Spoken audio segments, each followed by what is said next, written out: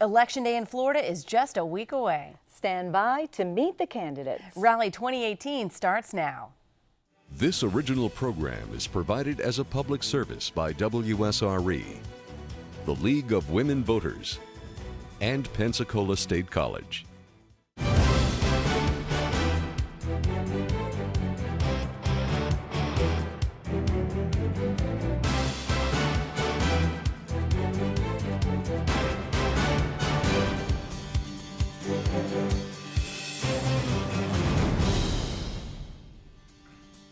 Good evening and welcome to Rally 2018. I'm Molly Barrows with WSRE. And I'm Sandra Averhart with WUWF Public Media. This evening we will be with you for Rally 2018 election coverage on WSRE PBS for the Gulf Coast. General Election Day is November 6th, and tonight you'll hear from the candidates in races in Escambia and Santa Rosa counties, as well as the race for Florida House District 1 and the seat for the 1st U.S. Congressional District. And tonight we will begin with that congressional race as well as Florida House District 1. We will then move on to the contest for Santa Rosa County Commission District 2 and Escambia County Commission District 2. And then we'll hear from the candidates for Mayor of the City of Pensacola, followed by the candidates for Escambia School Board Districts 2 and 3. The questions that will be put before the candidates have been provided to us by committees of the Pensacola Bay Area League of Women Voters and the League of Women Voters of Okaloosa and Walton counties. The candidates have not seen the questions, and in each race they will be asked the same questions and they will have 45 seconds to respond. At the conclusion of the question and answer session, each candidate will have 45 seconds to deliver a closing statement. Our candidates are seated in and will be introduced in alphabetical order. We begin tonight with the race for the 1st U.S. Congressional District. This congressional district includes Escambia, Santa Rosa, Okaloosa, and Walton counties, as well as a portion of Holmes County. There are 2 candidates on the ballot. They are seated in and will be introduced in alphabetical order. The first candidate tonight is Republican Matt Gaetz. All right, Mr. Gaetz, and we begin with you for our first question. First of all, seated next to him is Ms. Jennifer Zimmerman, the Democrat. All right, turning now to our first question, Mr. Gaetz. The Wall Street Journal reported a 41% increase in the annual deficit from August 2017 to August 2018, resulting from increased spending and collection of less revenue. What action should Congress take to reduce overspending? Well, we have to deal with the welfare state in this country, and that's one of the reasons why I've been fighting for work requirements in our welfare programs.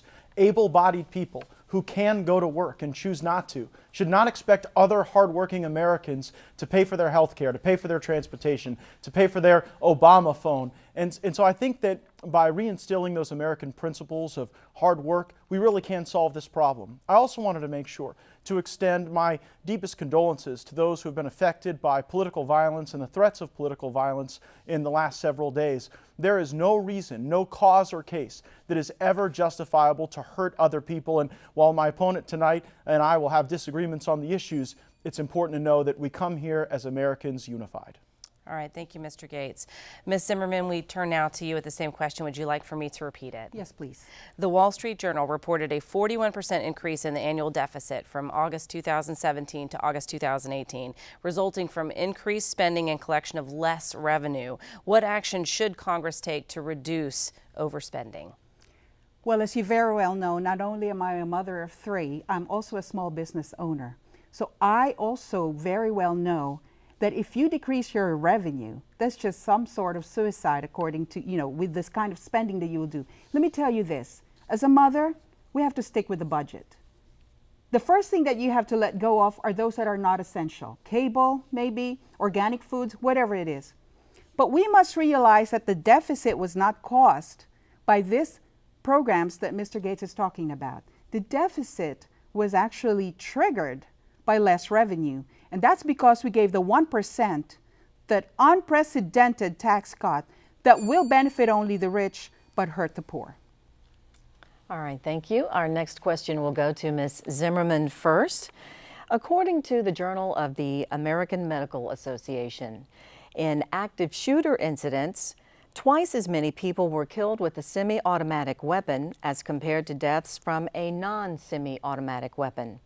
Would you support a law banning semi-automatic weapons? If not, how would you address the issue of gun violence in the United States?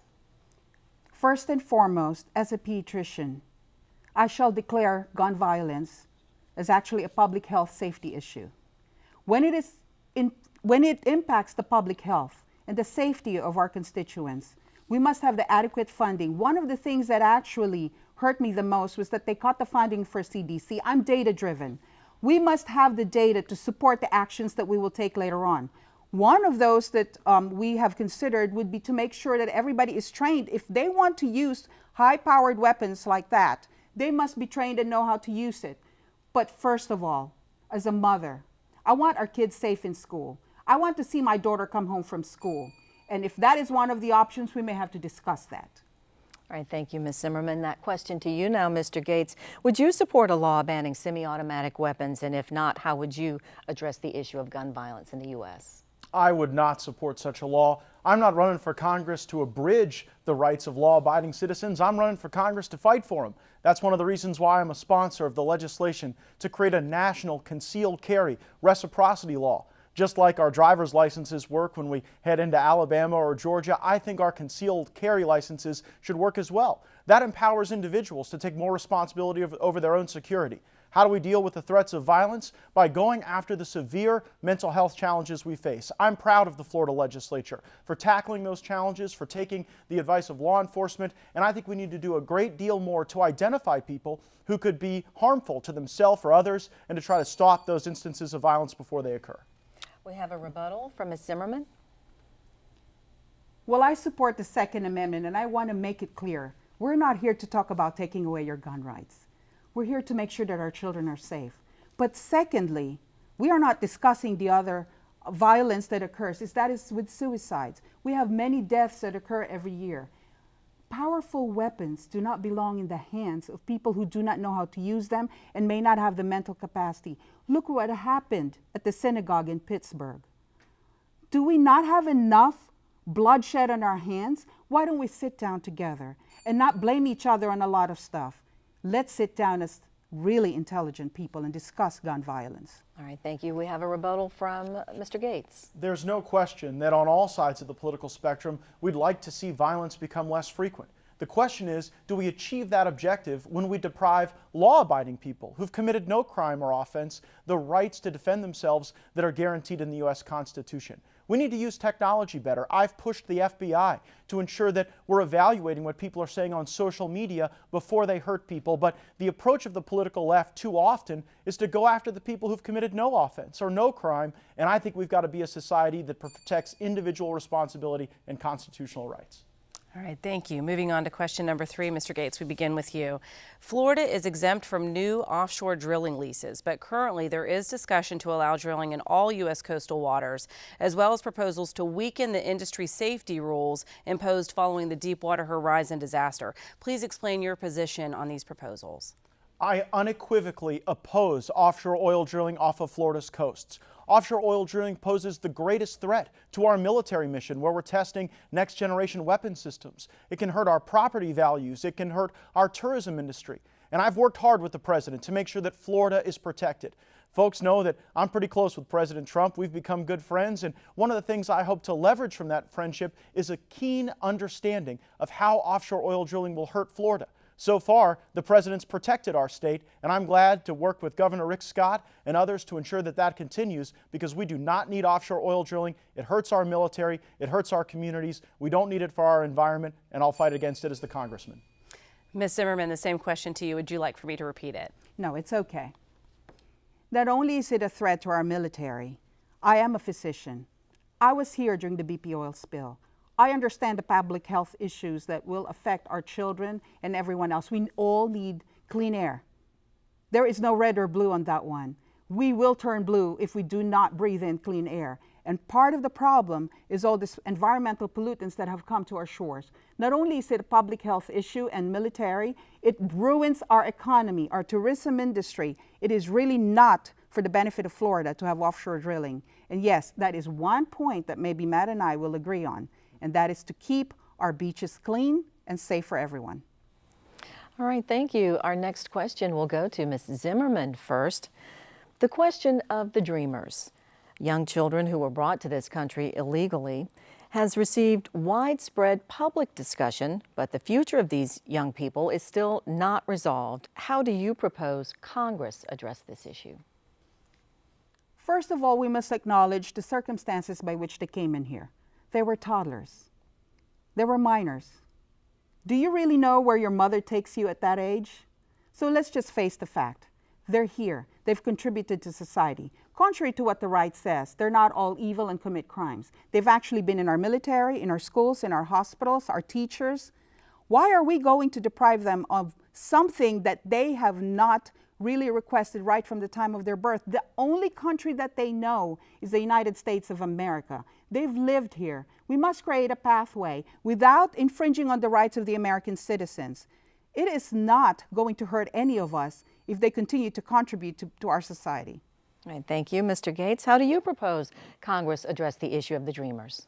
While there are a lot of people around the world who have sympathetic stories, the American taxpayers just can't pay for all of them. And so if we say that dreamers will be able to be citizens of this country, then what you do is you increase the frequency of people bringing their children to the United States against the law. That's not appropriate. That erodes the rule of law. So I think that the appropriate immigration policy is to build a wall, to enact E-Verify, to get rid of sanctuary cities. And until those things are done, I do not support any amnesty of any kind because it sends the wrong message. Border security is important to national security. It's something Floridians care about, and I will support the rule of law and to make sure that we do not create incentives for people to cross our borders illegally.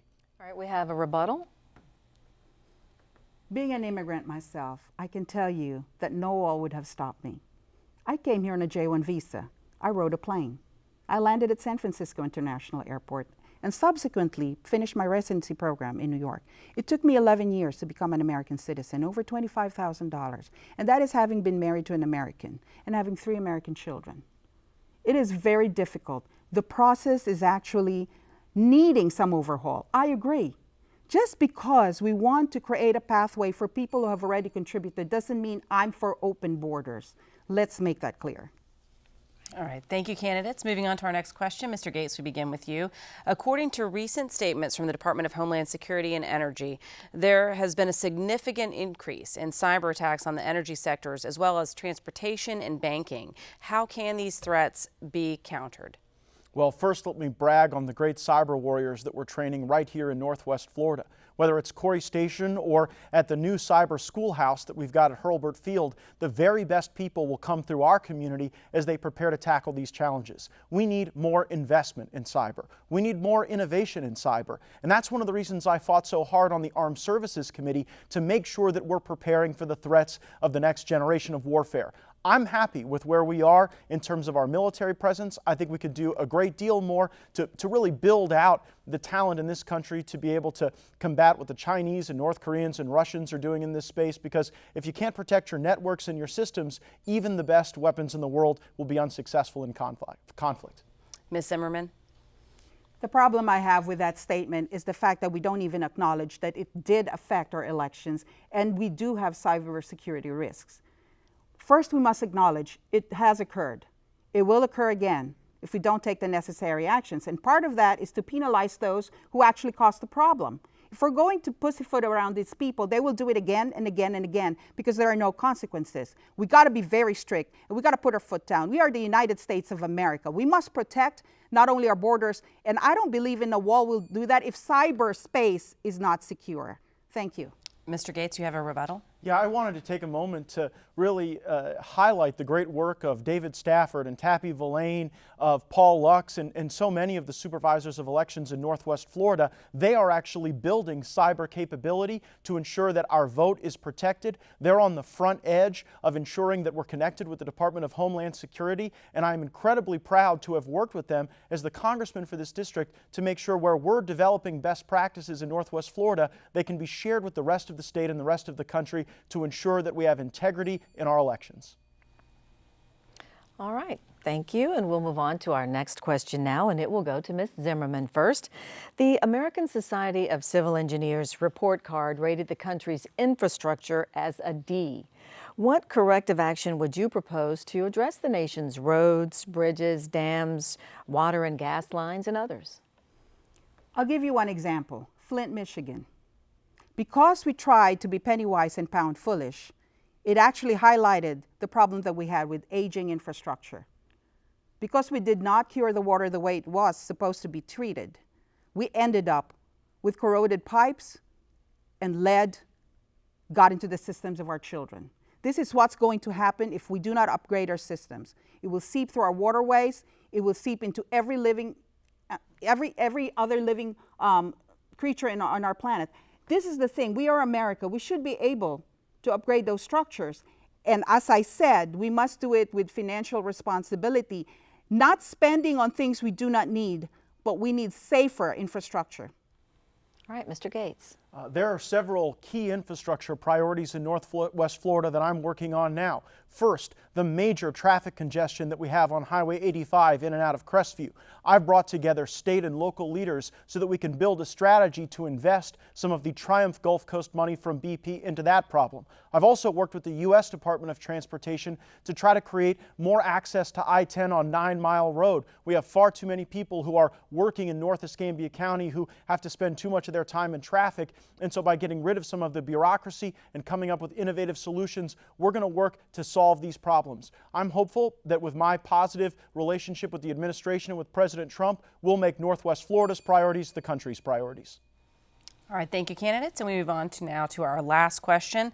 We begin with you, Mr. Gates. Despite Florida leading the way with health care enrollment through the Affordable Care Act, 90% of the federal funding, including for health counselors in the state, has been eliminated. What responsibility does the U.S. government have to assist citizens in making these important decisions? Well, Obamacare has been a disaster that has really perverted the provision of health care in this country. We've been so focused on who's got health care insurance that we haven't focused on the actual cost of health care.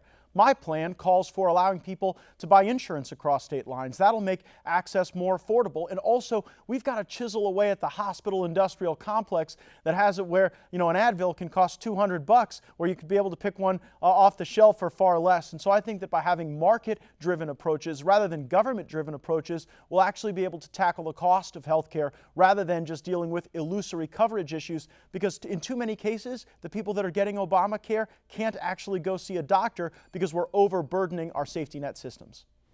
Ms. Zimmerman.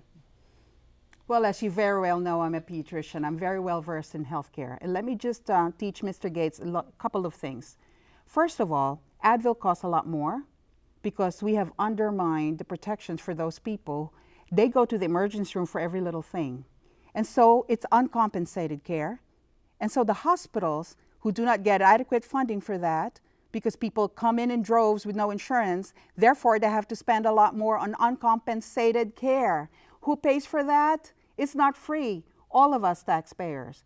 Also, if you sue to undermine the protections for those with pre-existing conditions, you undermine and cut off the legs of the Affordable Care Act. I'm sorry, it has helped 23 million people with pre-existing conditions. It has helped my family. Mr. Gates, you have a rebuttal? Well, the question here is, who should really be trusted to deal with our healthcare challenges? I'll tell you, after having been in Washington, I don't trust the federal government. That's why I supported President Trump's plan to get the money downstream to our state governments so that we can be more innovative and we could deal with pre-existing conditions in a way that is more responsive to the patient rather than the largesses of bureaucracy in Washington, D.C. I'm still hopeful that we can get that work done. It's one of the reasons I want to go back to Congress. We have not maintained our promise to the American people to repeal Obamacare, and we need to do that. Rebuttal, Ms. Zimmerman. As I said, healthcare is close to my heart. I live it every day. I've spent my entire professional life trying to help people obtain healthcare and actually get adequate and the best healthcare that I could provide. My incumbent over here does not represent you. You've come to me. That's the reason I'm running, is because you tell me that you cannot afford all those premiums. I am tired too. I'm tired of paying copays, premiums, deductibles. I'm tired. I have an absolute fatigue from dealing with healthcare. I get affected too. I have the unique perspective of being a provider and a consumer. I know what has to go into that discussion rather than someone who hasn't been in healthcare. All right, thank you, candidates. And that concludes the questions for U.S. Congress District 1. It is now time for our closing statements. And moving alphabetically, we last started with Mr. Gates, so the concluding statements begin with Ms. Zimmerman. Candidates, you each have 45 seconds. Ms. Zimmerman, we'll begin with you. Good evening. My name is Jennifer Zimmerman. You know me as Dr. Z. I've always been here. I have never left. I've been here through all the thick and thin, through all the sad and good times. I'm a pediatrician. I have provided health care to the children and families of District 1 for almost 2 decades. I've been here too during the hurricane. I'm here when you need me the most. I'm not going anywhere except to Washington, D.C. because you know what? When you vote responsibly, the next life you save could be your own. We're in this together, District 1. Please send a good doctor to the House. Mr. Gates?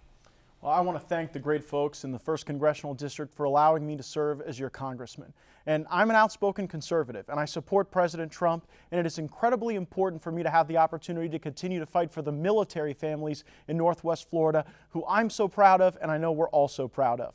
This coming Saturday, President Trump will be coming to Pensacola, and I'll be right there next to him, campaigning for a better country, for lower taxes, for a regulatory environment that allows people to grow businesses and attract investment. Because if we do these things, the greatest days for our country and our state and Northwest Florida still lie ahead.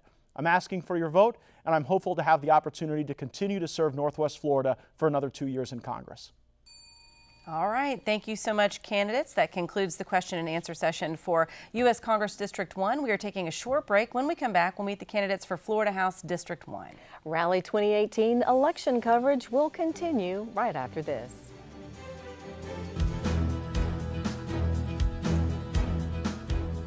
Thanks for watching this year's rally event on WSRE TV.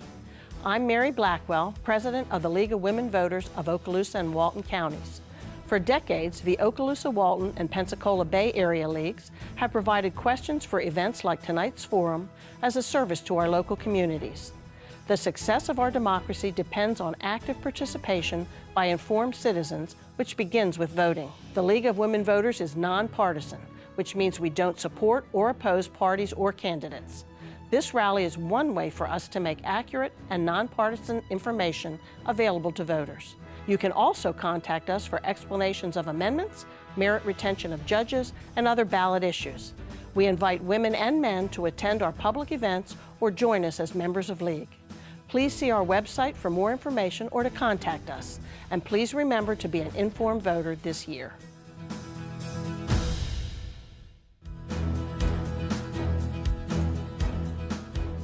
The general election takes place on Tuesday, November 6th. There are 3 ways to cast a ballot in Okaloosa County: by mail, early voting, or at your precinct on Election Day. To vote by mail, ballots must be received at the Supervisor of Elections offices in Crestview or Shalimar by 7 p.m. on Election Day. Mail ballots cannot be received at early voting locations or at polling places. Early voting began on Saturday, October 22nd and continues through November 3rd at the locations listed on screen. Hours for early voting are 8 a.m. until 6 p.m. each day at all locations. On the day of the general election, Tuesday, November 6th, voting takes place at your polling location from 7 a.m. until 7 p.m. You must vote in the precinct in which you live and are registered. Be sure to bring photo and signature ID with you.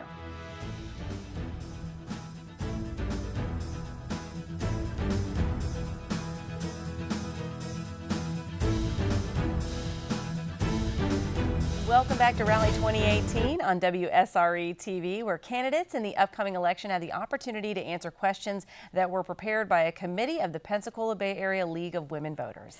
We now turn to the race for Florida House District 1, which covers Escambia County.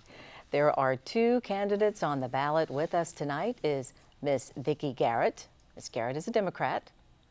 And her opponent is Mr. Mike Hill, and he's a Republican. Sandra and I will alternate asking questions in this race. Candidates, welcome. Starting alphabetically, we begin with this question for Miss Garrett. As the state continues to increase the allocation of funds to the charter school system, how can the traditional public school system continue to be adequately funded? First, let me say thank you for the opportunity to be here again. As far as charter schools are concerned, I would just say that I am very much in support of protecting the public education budget so that we're not defunding programs in the public education system for the sake of supporting charter schools. I do not support entities that are competing with the public education system that are not required to adhere to the same transparency, accountability, and transparency as the public school system. So I want to be very clear that I think one of the ways that we shore up the public education system is to keep the funds with the public education system. All right, thank you, Ms. Garrett. Mr. Hill, would you like for me to repeat the question? No, I think I got it. Well, in order to make our public school system even better than it is now is to make sure that we have competition. I think that charter schools provide that competition. And by the way, charter schools are public schools, and charter schools are not taking money away from public schools. I do believe that we need to have more transparency and accountability with our charter schools, but we need to even add more competition. What I mean by that is we should have public schools, charter schools, private schools, homeschooling, and internet school.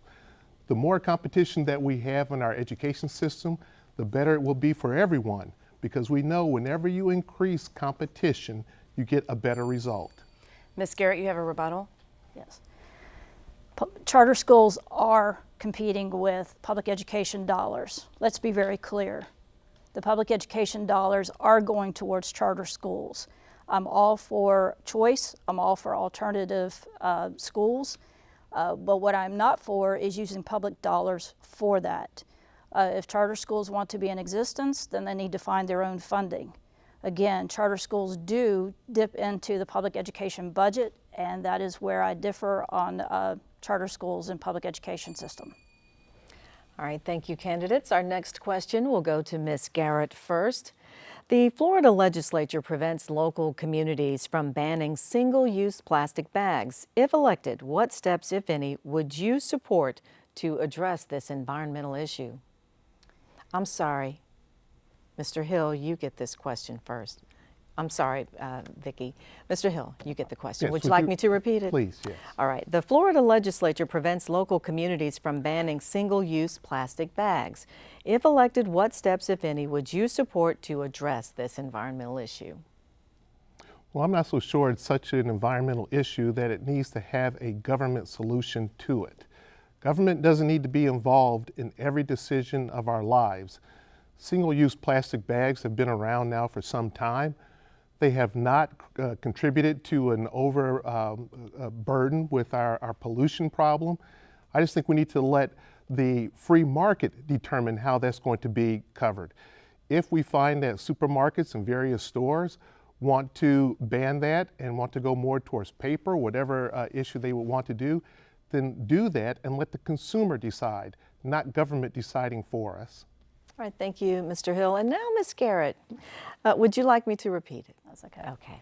I think a couple of things. One is I would prefer not to see the state government make a decision in this regard. I think it should be left up to the local governments as to whether they would want to ban single-use plastics. But I would say that what we need to do at the state level in order to give the control back to the local government is to relieve them from the preemption. There is currently preemption in the law at the state level that does not allow the local government to address these issues. And I think from the state government standpoint that we need to step aside, step out of the way so that the local government can do what it needs to do to protect its community, especially those in the coastal areas.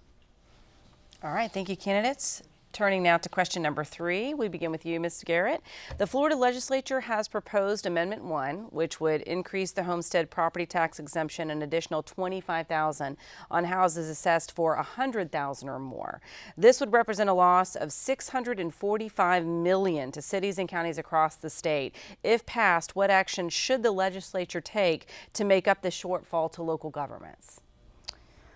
Well, first of all, I do not support Amendment 1, and of course, with any shortfall at the state level in the state budget, we'll have to look for other areas to shore up the budget, but I think the state could do a lot better job in a lot of areas that would help us in doing that. I think the more effective and efficient the state government is run, there is waste that the state government has that we can certainly look at to help shore that up. And I think another area where we can do better is to take advantage of other federal dollars and grant opportunities, because we are leaving a lot of money on the table. We're not going after all the money that's available for the state.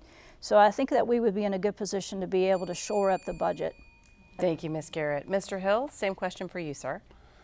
I do support Amendment 1 because whenever you reduce taxes, you reduce control and power of the government. Government is supposed to be limited and enumerated. It is not supposed to be affecting every single area of our lives. So whenever you reduce taxes, you're reducing government's effect on our lives. Now, there might be the shortfall you talked about at the county level. Well, that means that our county commissioners are going to have to be wise and smart in how they spend and allocate that money. What we find is that the majority of the time, there is not a tax problem, there is a spending problem. When we get spending under control, then our taxes will be just fine. All right, thank you, candidates. And now this next question, number 4, will go to you first, Mr. Hill. What security measures do you think the schools should implement to prevent individuals from bringing guns into the schools? Well, just recently after the Parkland school shooting, there was a law that was passed that I thought did a number of very good things at our schools. First of all, the hardening of our schools so that it's more difficult for individuals to enter the schools without first being screened or being seen by law enforcement.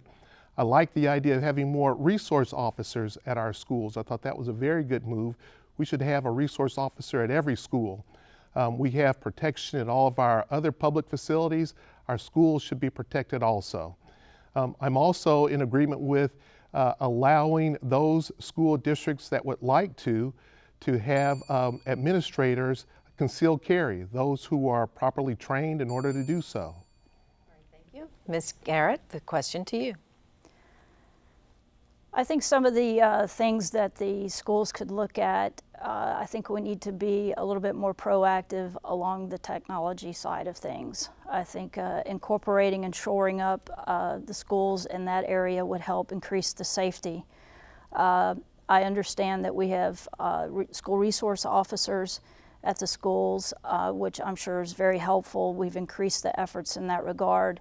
I do have some concerns about that as far as having more school resource officers, because in Escambia County we do have the highest school arrest rate in the state of Florida.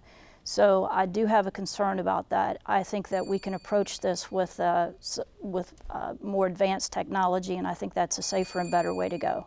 All right, thank you, Ms. Garrett. Turning now to question number 5, we begin with you. Greater flooding is occurring in parts of Florida due to the rise of sea levels. How can the state be proactive in addressing this concern? I think the state could be proactive in making sure that we are funding the areas that need to be funded in order to address the issue. There are programs that currently exist that we need to possibly expand. Not unlike what we have done in the past when we've had to relocate individuals who were in flood-prone areas. So it's a matter of mitigating those areas to expand those programs so that we can adequately address the rising sea levels. So funding is a key part of that. Thank you, Ms. Garrett. Mr. Hill? First of all, I reject the premise of the question of that we're having rising sea levels because of man-made climate change. I don't believe that at all. First of all, we don't have a rising sea level problem. What we have is that there's construction of homes and facilities being built too close to our coastlines. And then when you get further inland, we have flooding because of poor drainage systems. What we need to do is address the drainage systems that we currently have. We don't need to try and come up with some scheme of taxing carbon emissions to try and stop expanding sea levels, because that's not what's causing it. All right, thank you. Mr. Hill, this question will go to you first. According to a recent Florida survey, the lack of a quality education for all is a top priority to be addressed this election year.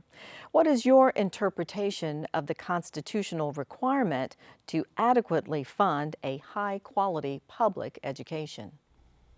The Florida Constitution does say that all of its citizens will be provided with an education. And as I said earlier, I believe the best way of doing that is with more competition. We need to have charter schools, and charter schools do not take money from public schools. I have that from a very good source. I spoke to the education appropriations staff in Tallahassee. They say they are not taking money from public schools. So we need to have more competition in our public schools, as I previously said, with homeschool, private schools, internet schools. Let the parents choose what best fits their children so that they do receive a world-class education.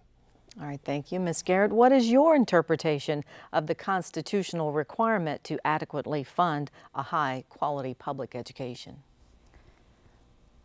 Again, I think that that allows us to have a public education system where it serves all in the community. And in order to be able to do that, we need to have adequate funding in order to provide that education. And we're not going to get there if we continue to allow competing entities. I'm all for private sector and the private markets, but the private markets are not the answer for everything that we have. And in this case, I think that we're going in the wrong direction to shore up our public education system. If we were keeping all of the funds where it should be, we would be able to provide the services that are required. All right, thank you, candidates. And our last question tonight, we begin with you, Ms. Garrett. What is your position on Amendment 4, which would restore voting rights to felons who have completed their sentences and made restitution, with the exception of murderers and sex offenders? I do support Amendment 4. I do think that once you've paid your debt to society, you should have the right to automatically have your voting rights restored. I think we are one of the very few states in the country that do not do that. So again, I do support Amendment 4. Mr. Hill? I do not support Amendment 4 because of the way it's worded, saying that you would have your rights restored except in the case of murder or sexual assault. Well, what about someone who doesn't commit murder, but they have maimed someone by running over them with a car or whatever other kind of way? Then they're going to have their voting rights restored? No, I think that it's a poorly worded amendment. I think that we need to continue with our clemency board that we have to restore rights. But what we need to do is make that clemency board more efficient. There's too long of a backlog right now of those wanting to get their voting rights restored. If we make that clemency board process more efficient, we can accomplish those getting their rights restored on a case-by-case basis. All right, thank you. And that concludes the questions for Florida House District 1. It's now time for closing statements. And moving alphabetically, we last started with Ms. Garrett. So the concluding statements will begin with Mr. Hill. Candidates, you each have 45 seconds. Personal sacrifice, self-discipline, and acceptance of responsibility.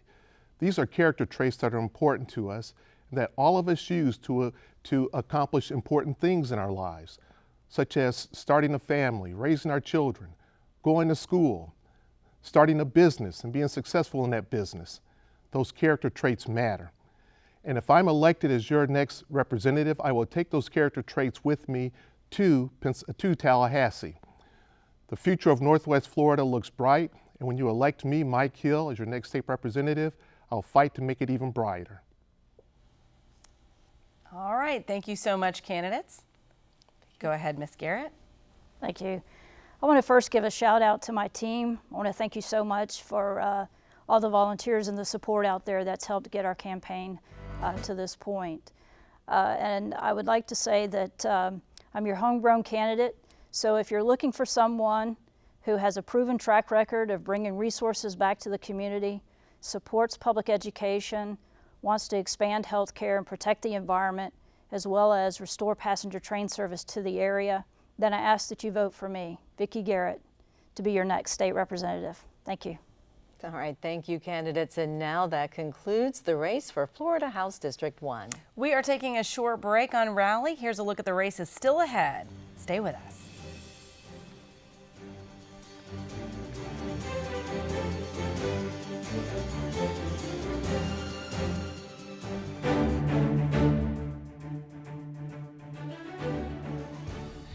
There is nothing more important to our democratic process than having an informed electorate voting on Election Day. Good evening. I am Ed Meadows, President of Pensacola State College, thanking you for tuning into this rally, a joint presentation of the League of Women Voters, WSRE TV, and Pensacola State College. Rally allows you the opportunity to watch and listen as this election year's slate of candidates answer the tough questions concerning the needs of our community. WSRE, a service of Pensacola State College, is proud to bring this program to you as a public service. And as always, we invite your comments and suggestions about how we can further fulfill our community obligations. Let's all remember the importance of participating in the governance process by voting in the upcoming election.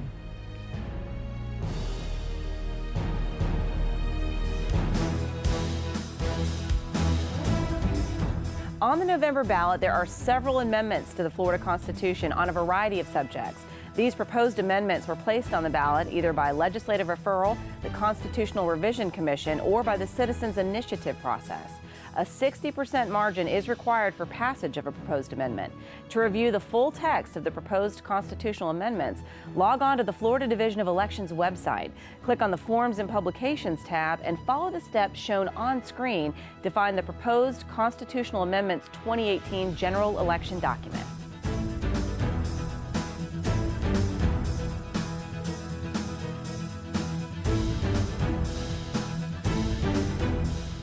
Welcome back to WSRE's Rally 2018. It's time now to hear from the candidates for Santa Rosa County Commission District 2.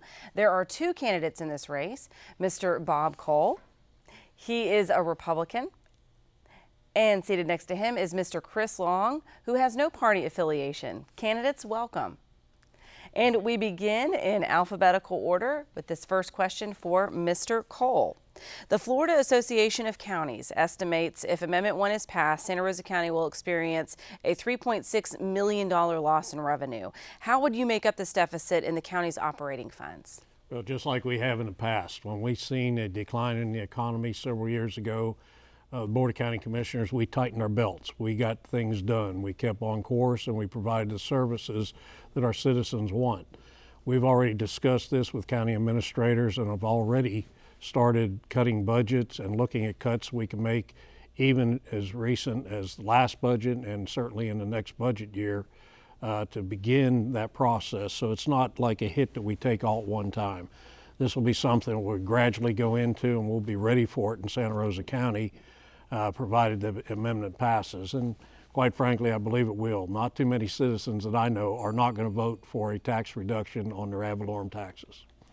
Mr. Long, would you like for me to repeat the question? Please. The Florida Association of Counties estimates if Amendment 1 is passed, Santa Rosa County will experience a $3.6 million loss in revenue. How would you make up this deficit in the county's operating funds?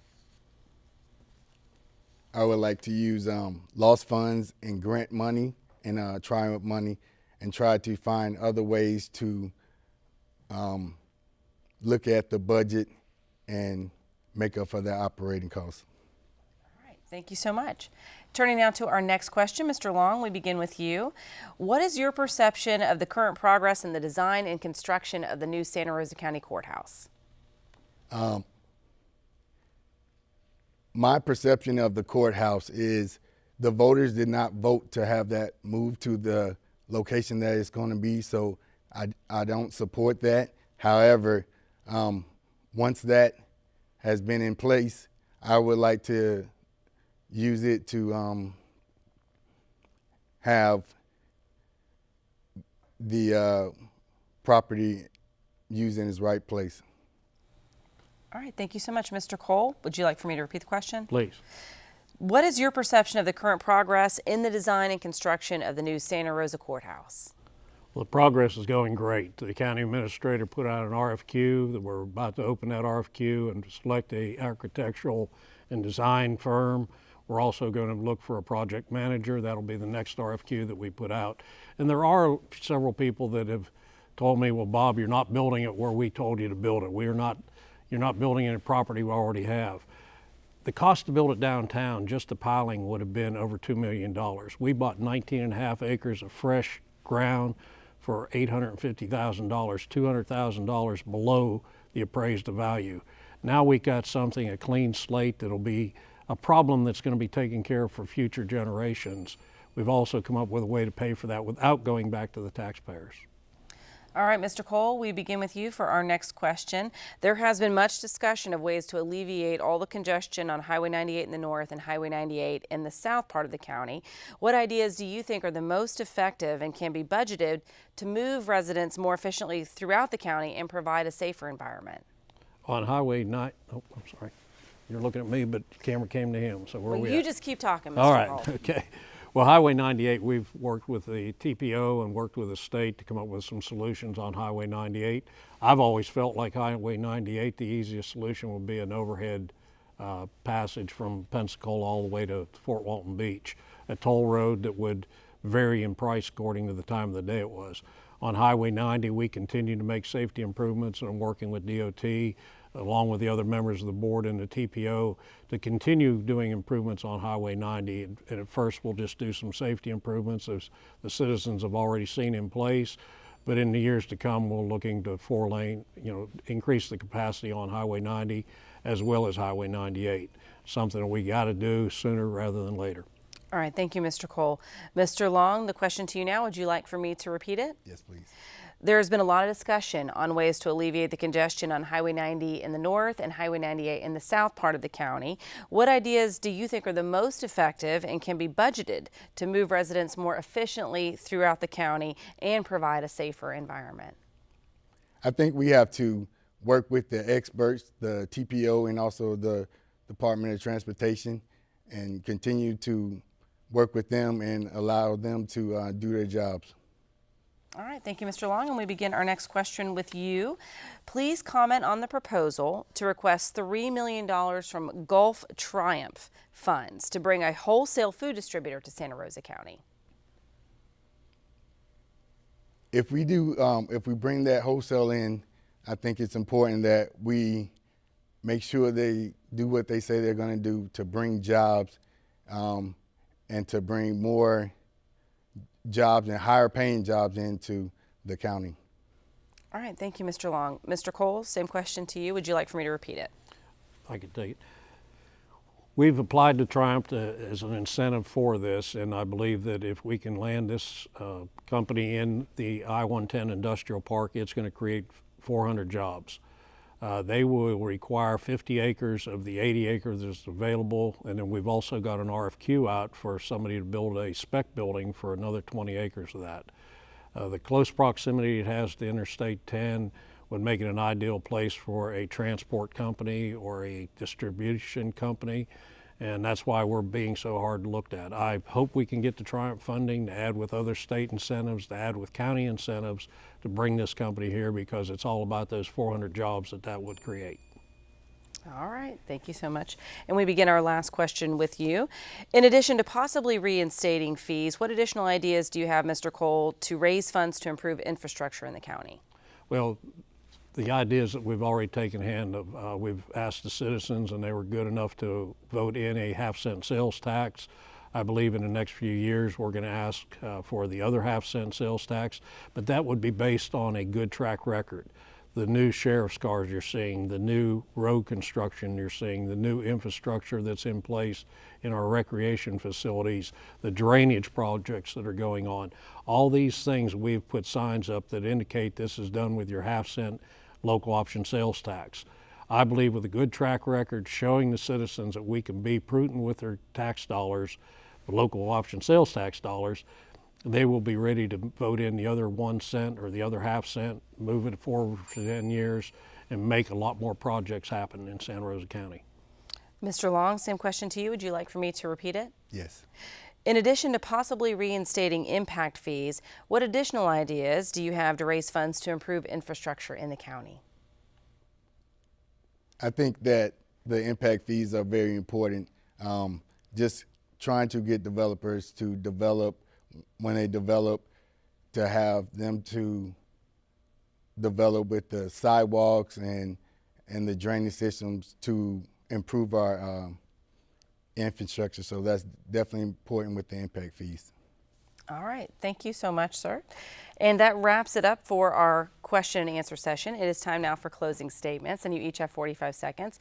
Mr. Cole, we began with you last time, so Mr. Long, we begin closing statements with you, and you have 45 seconds, sir.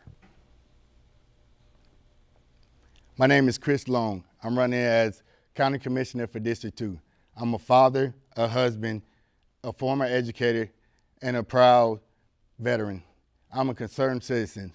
My district has been represented by a 16-year career politician. I am concerned the increase in crime rate in my district, having 3 out of the 4 lowest schools in my district, and the poverty rate 3 times the rate in the entire county. I ask that you elect me a motivated, dedicated, honest, lifelong resident of Santa Rosa County to bring smart technology and repair our infrastructure. I have served our country, our community, and I've served God, and I ask that you vote November 6th for change. Thank you. Thank you, Mr. Long. Mr. Cole? Thank you. Thank you for watching this evening. I'm Bob Cole, your candidate for County Commission 2. As a husband, a father, a veteran, and a business owner, a person that fears God and puts trust and honor in this public service, I'm asking for your vote. Santa Rosa County's best days are ahead, and I know we can all work together to achieve those. Better things like the infrastructures we talked about, the parks and recreation, the drainage, the roads. These are all things that are vital and very important to each one of you citizens out there. And every day when I sit in that office, the problem that you bring to the Board of County Commissioners or to an individual commissioner needs to be the most important thing on his plate at that time. I would ask for your vote. I'm Bob Cole. Thank you.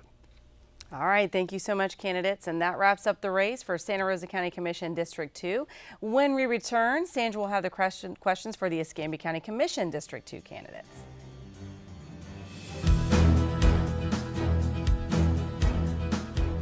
The general election takes place on Tuesday, November 6th. There are 3 ways to cast a ballot in Santa Rosa County: by mail, early voting, or at your precinct on Election Day.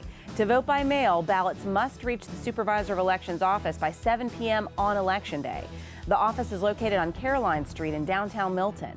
Early voting began on Saturday, October 22nd and continues through November 3rd in Milton, Pace, and at 2 locations in the greater Gulf Breeze area.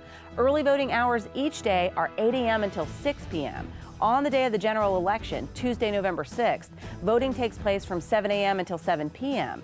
You must vote in the precinct in which you live and are registered. Be sure to bring photo and signature ID with you.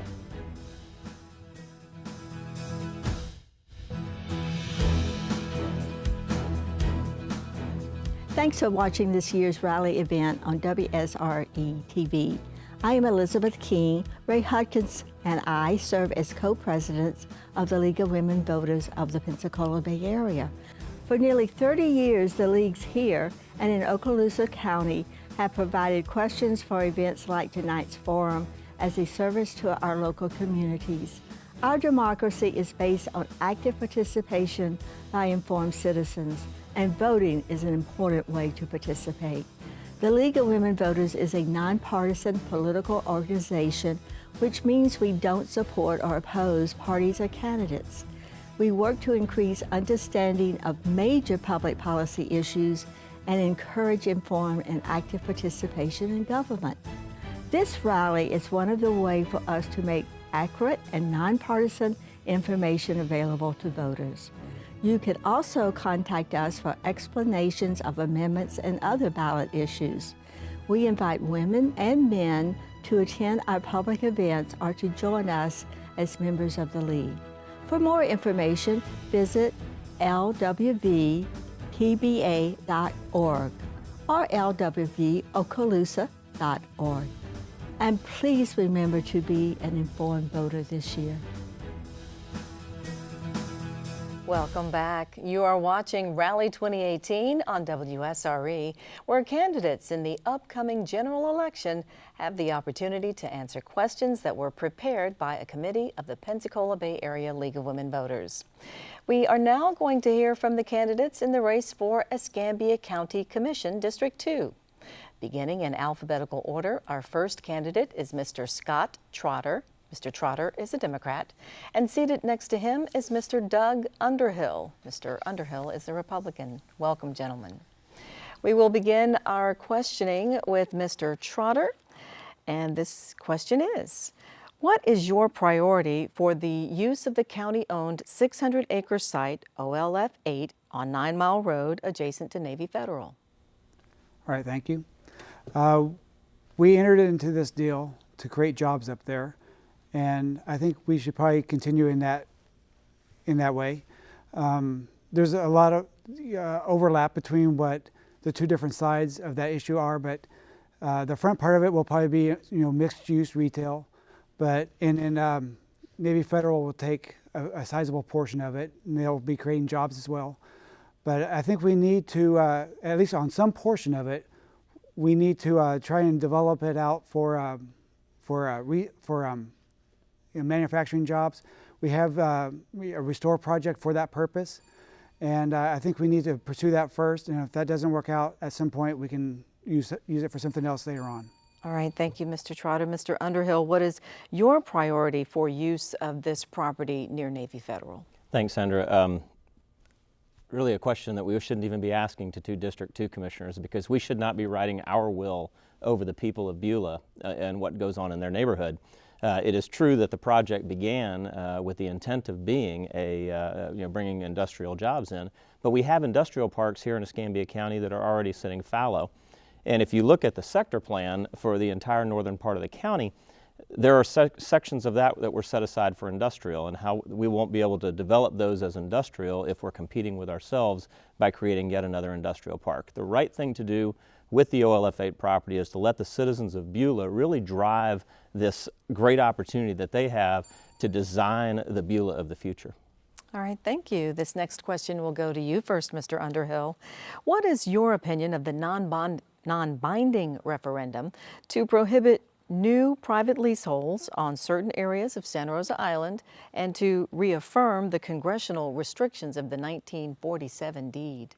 Well, I think it's unfortunate that that the dialogue and the public discussion about beach access and beach ownership out on Pensacola Beach really sort of took a strange turn, in that we weren't really talking about the things that we should be talking about. The leases and the lease system that we have is fairly archaic, and it prevents the county from having the tax revenue that we need to build the proper infrastructure on the beach. Certainly at no time during that discussion was there, or should there have ever been, the idea of something that is currently publicly held becoming privately held. But whether or not it's a lease model or an ownership model for the land underneath the houses that are out on Pensacola Beach is somewhat irrelevant if we were able to just get that tax revenue brought back in and used for what it's meant to be used for. All right, thank you. Mr. Trotter, would you like me to repeat the question? No, that's all right. Okay. We need to keep Santa Rosa Island publicly owned. There is some inequality out there in the way the taxes and the lease fees are paid. So we do need to address that. We need to make sure everyone's paying their fair share, and I think we can do that keeping it publicly owned.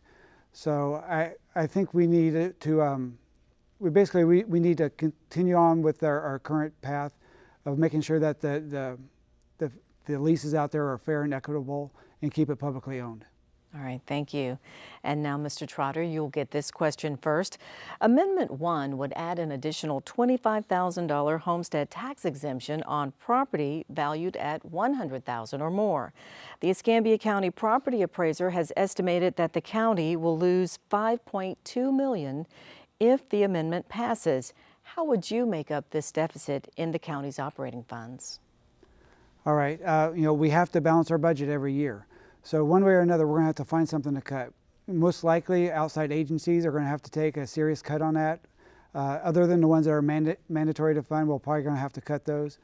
We're going to have to take a very serious look at the various studies that we've funded in the past that we can't afford to actually fund the project, but we end up doing studies.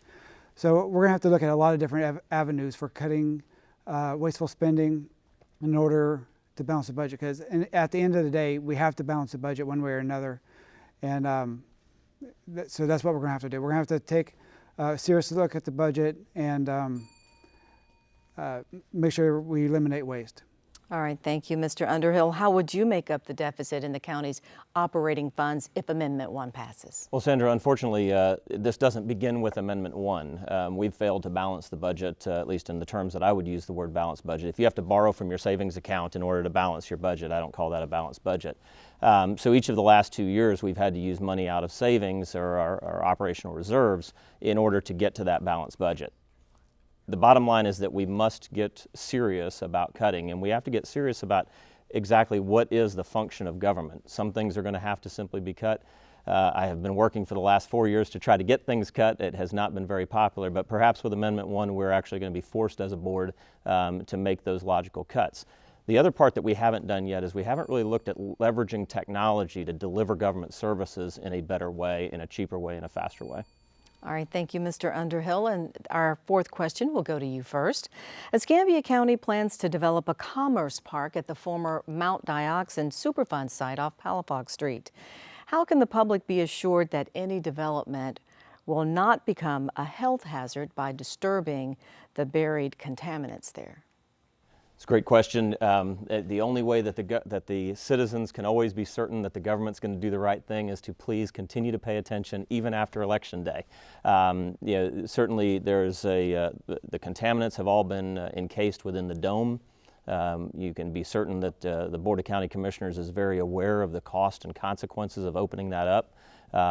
So we are not, we won't be handing over that property to the private sector, but we'll be keeping an eye on it. We'll be managing it ourselves. But the citizens really do need to continue to pay attention and make sure that not only do we not go back and repeat the sins of the past, but that what we create there is the right thing for the future, for particularly that part of our community, which is surrounded by the pockets of poverty. All right, thank you, Mr. Underhill. Mr. Trotter. Yes, the government officials are going to have to keep a constant eye on that. But more importantly than that, we have to make sure that the public is kept informed of everything that's happening with that, so that they know what's going on, so they know what to look for, because they have a lot more eyes than what the government has. So this is a serious issue. We need to make sure that everyone's kept safe. And if I'm elected, I'll make sure that the county's looking at it, and I'm going to make sure the public has all the information they need so that they can keep an eye on it as well. All right, thank you, Mr. Trotter. And our final question will go to you first. There are differences of opinion related to the use of the county-owned 4 acres on Perdido Key adjacent to the Crab Trap restaurant. What is your priority for the future use of this property? We need to use this property for what it was bought for. It was bought for both beach mouse habitat and for beach access. And we need to open it up for that purpose. We have a restore project that will completely fund this without any additional taxpayer money. So we need to develop a plan to open it up. It's 330, 340 feet of linear beach. That's more beach than the other beach accesses added together. So we definitely need to open this up as soon as possible in an environmentally friendly way, and we need to start using it for the reason why we bought it. All right, thank you. Mr. Underhill. We need to get serious when we're talking about environmental things. Unfortunately, yes, my predecessor promised that he could give you both. He promised that you could have environmental protection and beach access. The property was purchased primarily with a habitat conservation grant from U.S. Fish and Wildlife. And it wasn't until after the property had been selected by Fish and Wildlife that the county then came and added this public access element on there. That's really not the right way to use those grants, and it got us into a little bit of a stitch with Fish and Wildlife. However, now that we have the land, its highest and best use is as mitigation land, so that we're not building just another tiny access with 20 or 25 parking spaces, but that we can use it to build out our other accesses with more parking. All right, thank you, candidates. It's now time for closing statements, and you each get 45 seconds. And continuing in our rotation, we'll begin with Mr. Underhill first. Thank you very much. 4 years ago, the people of District 2 wrested power away from the powers that be, who have now become the powers that were. These are the folks who got us into a lot of the things that, that we sat at our home and saw it on TV and we're like, how could rational people make those decisions? We are now find ourselves 4 years later in yet another election where the politics of personal attacks has taken precedence over actually talking about the issues. Talking about the issues is certainly going to be, it's hard work and it certainly makes some people upset, especially when you start talking about issues where people have been fairly accustomed to doing it the way we've always done it. Folks, the way we've always done it are the most expensive words in Escambia County. We started making a change 4 years ago. I'm asking for your vote on Election Day to continue down that path of people over politics. All right, thank you. Mr. Trotter, your closing remarks. When I got into this race, I picked transparency, honesty, and respect as the themes for my campaign. Transparency, we need to make sure that the people in this district have the same information that our commissioner has. No more backroom deals, no more secret negotiations. Honesty should be self-explanatory, you would hope.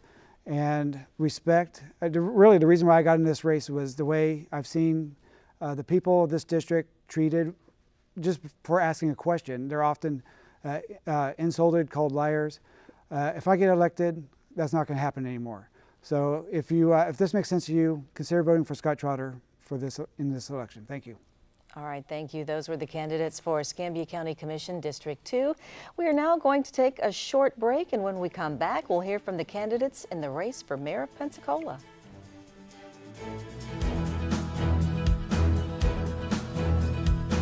The general election takes place on Tuesday, November 6th. There are 3 ways to cast a ballot in Escambia County: by mail, early voting, or at your precinct on Election Day. To vote by mail, ballots must reach the Supervisor of Elections office by 7 p.m. on Election Day. The office is located at 213 Palafox Place in downtown Pensacola. Early voting began on Saturday, October 22nd and continues through November 3rd from 8 a.m. to 6 p.m. at the locations listed on screen. Early voting stations are located in the northern, southern, eastern, and western regions of the county. On the day of the general election, Tuesday, November 6th, voting takes place at your polling location from 7 a.m. until 7 p.m. You must vote in the precinct in which you live and are registered. To verify your precinct, log on to escambiavotes.com. Be sure to bring photo and signature ID with you.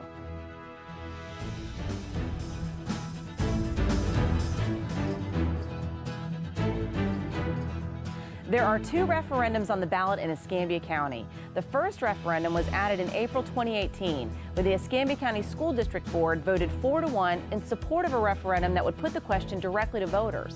The referendum itself is a simple yes or no question. It reads, shall the superintendent of schools of Escambia County, Florida be appointed by the school board of Escambia County, Florida? A yes vote supports the school board to appoint a superintendent. A no vote keeps the superintendent as an elected office. The second referendum involves the issue of public versus private ownership of Santa Rosa Island. It is entitled Non-Binding Referendum on Escambia County Policy for Preservation of Santa Rosa Island. It reads as follows. On June 21st, 2018, the Escambia County Board of County Commissioners adopted a policy to prohibit any privatization through sale or lease of currently unleased properties, especially conservation and preservation properties on Santa Rosa Island. Escambia County reaffirms the congressional restrictions of the 1947 deed. Do you support these Escambia County policies? A yes vote supports keeping public ownership. A no vote opposes keeping public ownership. The Santa Rosa Island and school superintendent referendum questions will be listed on the ballot for Escambia County citizens voting in the general election on Tuesday, November 6th.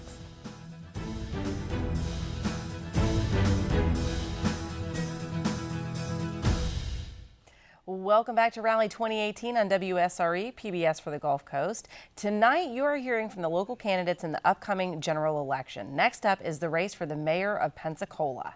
There are 2 candidates in this race in alphabetical order. They are Mr. Grover Robinson, and seated next to him is Mr. Brian Spencer. Gentlemen, welcome. Sandra and I will alternate questions, and we begin our first one with you, Mr. Robinson. What changes will you make to the structure of the city government if you are elected mayor? I don't think fundamentally there are necessarily any structural issues. I think the delivery of what we do will be substantially different. I think we're going to be focused much more on how do we get out and engage with citizens, how do we open things up so that we are actually getting out in figuring out what citizens want in each of their neighborhoods in each of the districts so that we can bring success to each of those districts. I think that's what we need to be focused on. There will also be a change in focusing about how we connect with the City Council. Not only will attending meetings will be a minimal requirement, but I really believe that we need to be spending every week meeting with the council members and working with them, allowing them access to staff and continuing to keep working forward so that we can build together and we can collaborate and make things better for Pensacola. All right, thank you. Mr. Spencer, would you like for me to repeat the question? Please. What changes will you make to the structure of the city government if you are elected mayor? I will not make any structural changes, but I will in fact open up the communication lines more directly between me, the mayor, and members of council. I will be attending every council meeting, and I expect to have multiple conversations, dialogue with those council members in between meetings.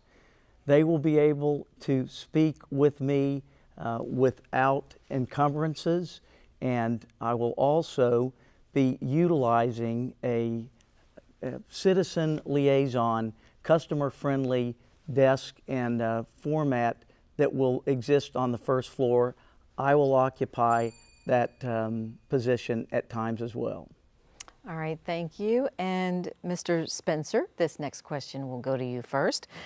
How will you address your business interest in order to avoid a conflict of interest in your role as mayor? Obviously, I will have to separate myself entirely from business interests. The charter stipulates that the mayor, the strong mayor form of government, requires this to be a full-time job. So I would divest myself of the business interest that in which I am currently involved as architect of an architecture firm, and that would be able to create the independence and separation that is needed.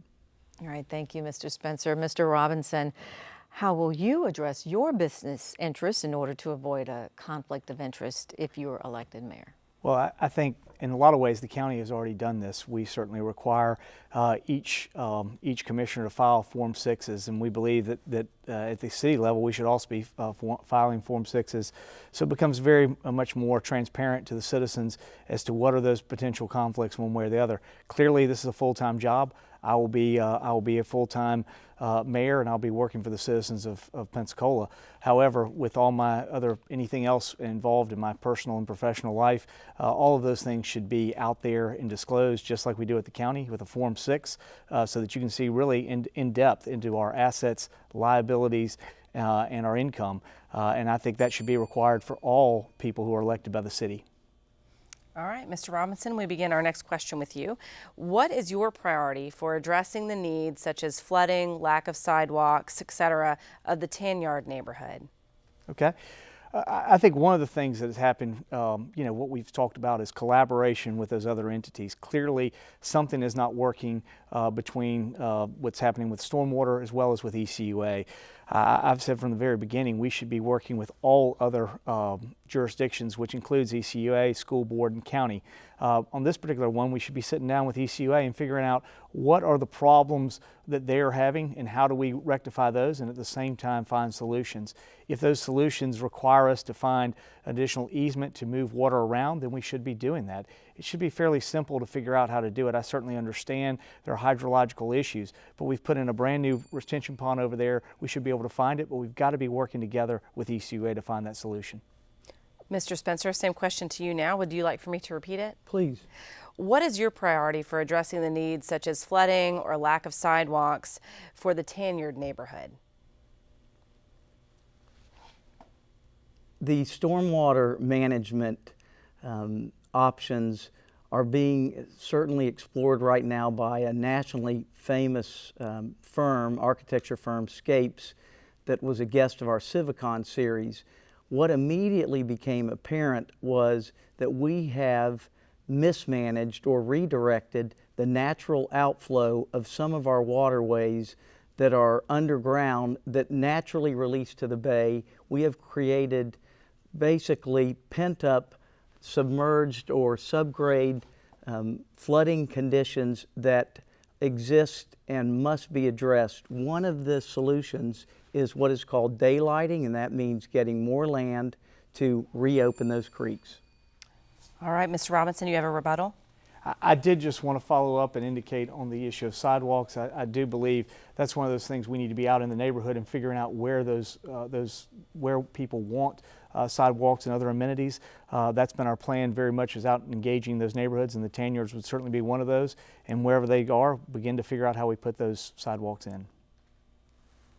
All right, thank you. This next question will go to you first, Mr. Spencer. What services do you believe could be combined between the city of Pensacola and Escambia County for greater efficiency as well as to save money? Well, the building industry has undergone a consolidation basically of building code conformance, which is International Building Code. So that is being recognized, and all of our building permit applications are being reviewed under the same code. There would be an opportunity, I believe, for the building departments to review for consolidation of those departments, and perhaps even inspections, so that permitting and inspections will be consolidated, and hopefully the process will be more predictable and streamlined. All right, thank you, Mr. Robinson. What services do you believe could be combined between the city of Pensacola and Escambia County? Well, I'm very proud that during my service with the county, we've worked to consolidate both ECAT as well as our library system also, and that both of those have saved county residents as well as city residents money. So those things have worked. However, many of the services, fire, police, parks and rec, our streets and other things, are things I think we get an extra level of service of being at the city, so I don't see those as being applicable. However, I do believe, and I've said that from the very beginning, that I thought that our building inspection services and so forth could be consolidated. Really, the issue there, we should be able to still generate the revenue and the expense. Computers should be able to figure out how, and technology to let us do that. The issue is allowing the code to be efficiently one interpretation of the code for all of the county. All right, thank you so much. All right, Mr. Robinson, we begin our next question with you. If elected, would you support Pensacola joining the 10 cities that are challenging the Florida preemptive statute regarding guns? And please explain your answer. Well, I think one of the things that's happened with guns is right now we're in a point where all local officials can actually, in a very strange way, can actually be fined personally and have to go to jail if we take that on. The legislature did that. I was the president of the Florida Association of Counties, and I've fought for preemption on those things. I think local governments should be able to make their own rules, but at this particular time, I think that's something that's going to have to change at the state level, and that's an issue that our legislators are going to have to change. I've continued to be an advocate, whether it was the Florida Association of Counties, and if I'm able to work with the Florida League of Cities or the Council of Mayors, I will do whatever I can to be dealing with preemption issues. But right now, we are prevented from even discussing that item. All right, Mr. Spencer, would you like for me to repeat Yes. the question? If elected, would you support Pensacola joining the 10 cities that are challenging the Florida preemptive statute regarding guns? And please explain your answer. I believe that we must wait and respect what we have heard from Tallahassee, and therefore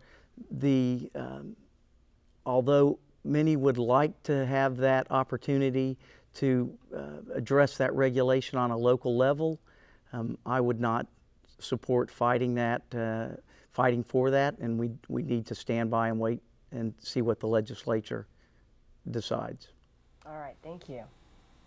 All right, our next question will go to you first, Mr. Spencer. Please discuss your ideas for future use of the Port of Pensacola. Well, the 54 acres certainly have been described by me as the front porch of Pensacola.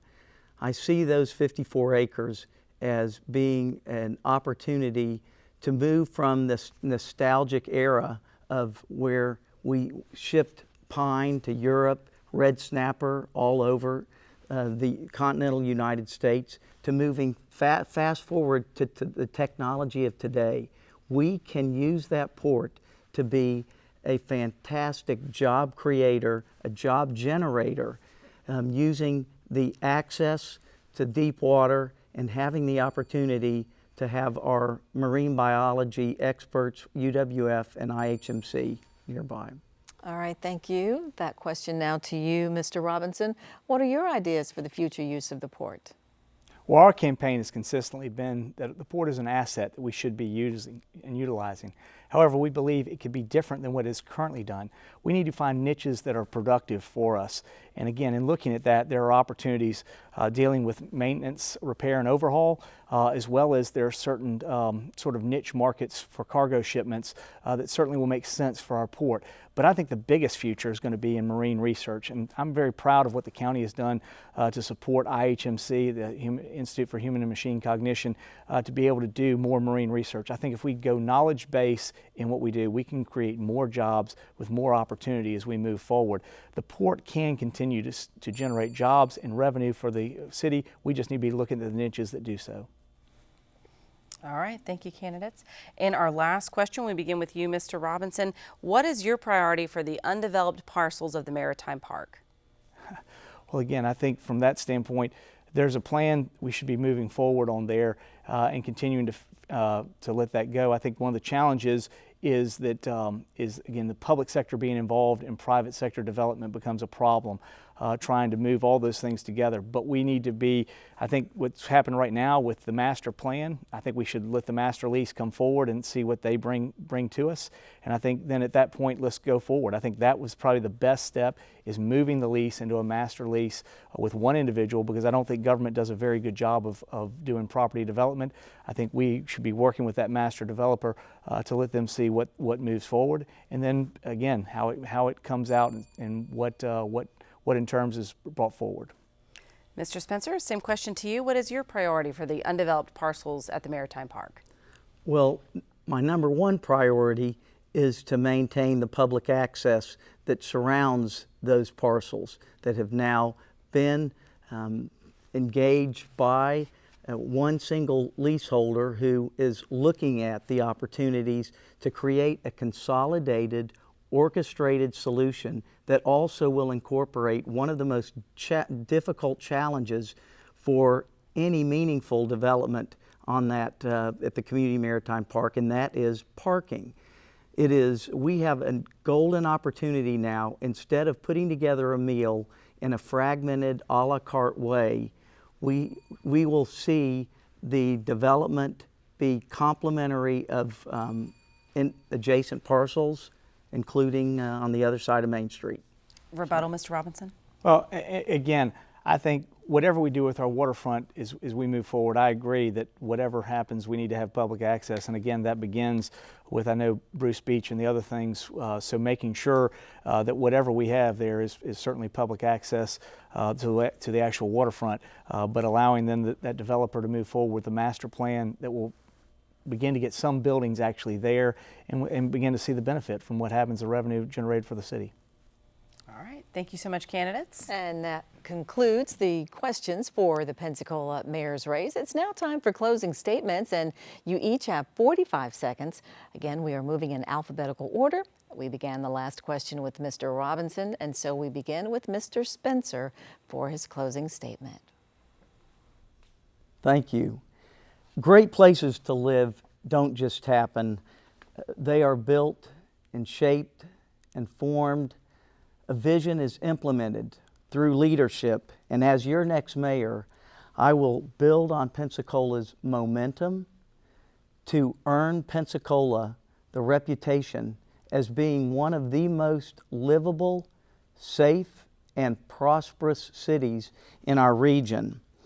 Building on Pensacola's momentum will mean we will have greater economic opportunity for all skill levels and all levels of education. Business investment will continue to grow. Expanded access for recreational and cultural activities will occur, and we will have proven that under my leadership, Pensacola, which is already great, will even be greater. All right, thank you, Mr. Spencer. Mr. Robinson, your closing statement. Thank you for the opportunity to be here, and thank you for taking the time to listen to us tonight. The election for mayor, more than any other campaign, is about you. You need to choose the candidate who will work for you. Pensacola is a great community with great potential. However, that potential will never be reached without the right leadership. If you want to change to an open, transparent city government that works for you in your neighborhood, that believes in teamwork with its elected officials and citizens and collaboration with other governmental entities, then I need your vote either for Grover Robinson for mayor of Pensacola, either early or on November 6th. I can bring transparency, teamwork, and collaboration that helps us to reach the potential we all know this community can reach, whether it's in downtown, the west side, uptown, or everywhere in between. If you want City Hall to come work for you and with you for success, again, vote Grover Robinson for mayor. All right, thank you, gentlemen. All right, we have just 2 races left for tonight's edition of Rally. When we come back, we'll meet the candidates for Escambia School Board Districts 2 and 3. Don't go anywhere.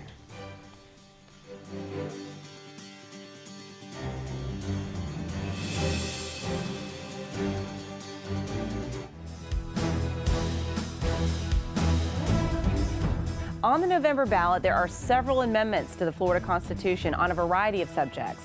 These proposed amendments were placed on the ballot either by legislative referral, the Constitutional Revision Commission, or by the Citizens Initiative process.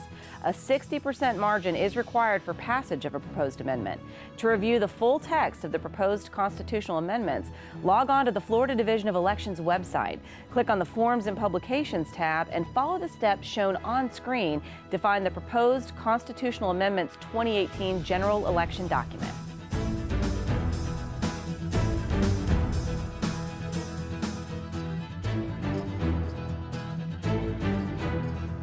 There are 2 referendums on the ballot in Escambia County. The first referendum was added in April 2018, when the Escambia County School District Board voted 4-1 in support of a referendum that would put the question directly to voters.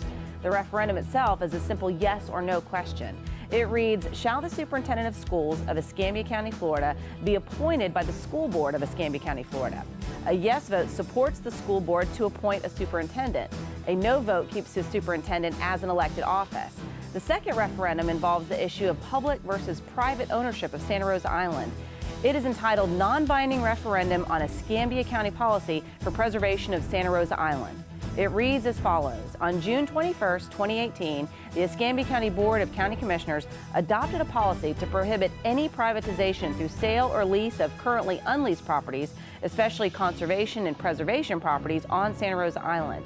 Escambia County reaffirms the congressional restrictions of the 1947 deed. Do you support these Escambia County policies? A yes vote supports keeping public ownership. A no vote opposes keeping public ownership. The Santa Rosa Island and school superintendent referendum questions will be listed on the ballot for Escambia County citizens voting in the general election on Tuesday, November 6th. Welcome back to Rally 2018. Our thanks again to the Pensacola Bay Area League of Women Voters for providing us with the candidate questions tonight. And we turn now to the race for Escambia County School Board District 2. There are 2 candidates in this race, and we will introduce them in alphabetical order. The first candidate is Mr. Paul Fetzko. And seated next to him is Raymond Guillory. Welcome, candidates. Mr. Fetzko, you will receive our first question this evening. 10 Florida counties have approved an increase in property taxes to support public education, and 8 more counties have similar measures on the November ballot. If elected, would you support the Escambia County School Board taking similar action for the benefit of our public schools? The ad valorem taxes in Escambia County are some of the lowest in the state, and they have maintained that rate for as many years as I could remember. There is an allowable increase that occurs naturally, and being a fiscal conservative, I would go with the majority of the board at this point and look at what the natural increase would be and not looking at adding additional taxes at this time. I think other options would be available, other changes, and looking at the budget in its entirety before we would go into raising property taxes. All right, thank you. Mr. Guillory, this question to you. If elected, would you support the Escambia County School Board seeking or approving an increase in property taxes for the benefit of our schools? You know, as a homeowner, as a taxpayer, nobody likes taxes. Nobody likes their taxes being raised.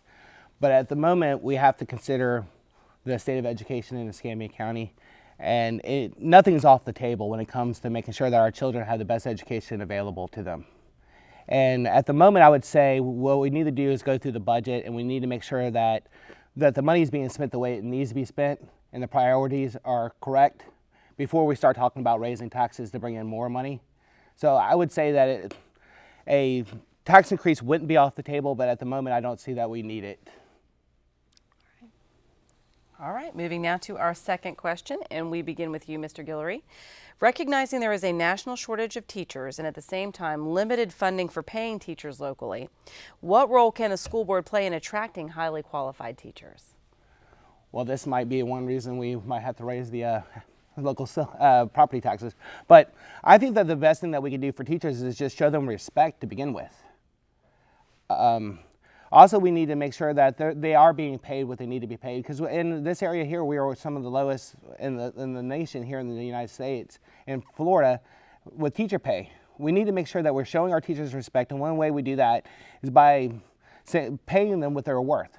We say, well, education is important, teachers' jobs are important. Well, let's show them that. Let's show them that through pay. Let's show them that through working for their benefits. Let's show them that through respect for the jobs that they do, and also offer outside things other than money, training, benefits, things for their children within the education system. All right, thank you, Mr. Fetzko. Same question to you. Would you like for me to repeat it? Please. Recognizing there is a national shortage of teachers and at the same time limited funding for paying teachers locally, what role can the school board play in attracting highly qualified teachers? Well, one of the major responsibilities of the board is to set budgets. And in previous years, the salary increases and budgets that have to do with salaries and benefits has come at the end of the budgeting process rather than the beginning. As a board member, I would want to move that first. But as stated earlier, there are other things that teachers, incentives that could be given. In previous years, back in around 2006, 2007, the realtors in the area had incentives for people who were moving here. There were allotments given, there were lower prices, there were things that were set aside for teachers who were moving here to be able to get established, along with other benefits that could happen, not just... All right. Ran out of time. Yeah. Our next question will go to you first, Mr. Fetzko. Since some of the funding for public school is directed to financially support charter schools, how can the traditional Escambia County schools be adequately funded? Well, the funding is split. To look at school funding, it's all based on FTE. FTE has to do with students' time in school. There is money allocated from the state for every student. The charter schools get the same FTE that the public schools get, but the thing that's not equal is that charter schools sometimes get additional categorical dollars that is not given to the traditional public schools. In order for us to do the things that we need to do, we have a larger number of students to work with, so we use the budgeting process much more efficiently and effectively. I know that there are charters who do a great job. We have really been lucky in Escambia County with that. All right, thank you. Mr. Guillory, to you, do you need me to repeat the question? Yes, please. All right. Since some of the funding for public school is directed to financially support charter schools, how can the traditional Escambia County schools be adequately funded? Well, first off, public dollars shouldn't be going to private schools to begin with. But we have to work with our state partners in order to correct that.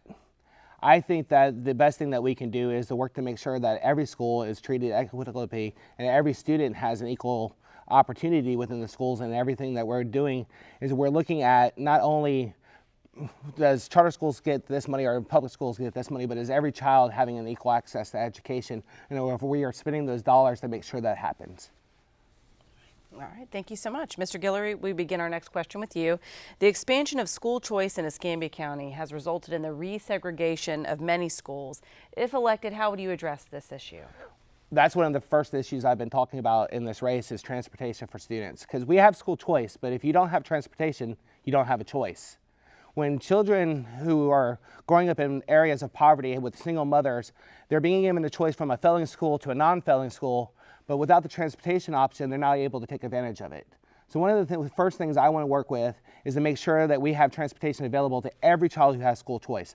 The ultimate goal is to make sure that no school is failing, that we can keep children in their local schools, that we can keep students in their local schools happy and their parents happy with the schools. But then at the moment, with the school system the way it is, we have to make sure that we provide transportation for every child to take advantage of school choice programs. Thank you, Mr. Guillory. Mr. Fetzko, same question to you. Okay, as far as school choice goes, I think the big difference between myself and my opponent is the idea of the transportation, because the funding for transportation, this district already spends over $2 million more than is allotted through the state for transportation purposes.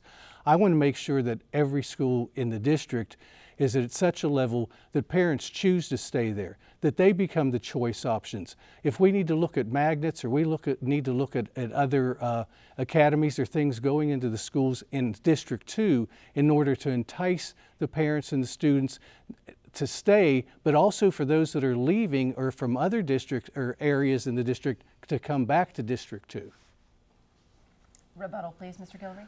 Well, one of the things that we could do too is we could work with our community partners, things like ECAT, Uber, Lyft, and other organizations. And there's actually an app that's been created for parents to network to create transportation. So that's some things that we need to do within the county to make sure that every student has transportation available for school choice programs.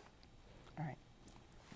The issue is I don't want the students to leave District 2 schools. I want to make sure that our District 2 schools are achieving at the level that parents want to stay there, that they're proud of them, and the teachers who are already working as hard as they can are recognized for having made accomplishments. There are things academically we could put in place to increase achievement within the next year.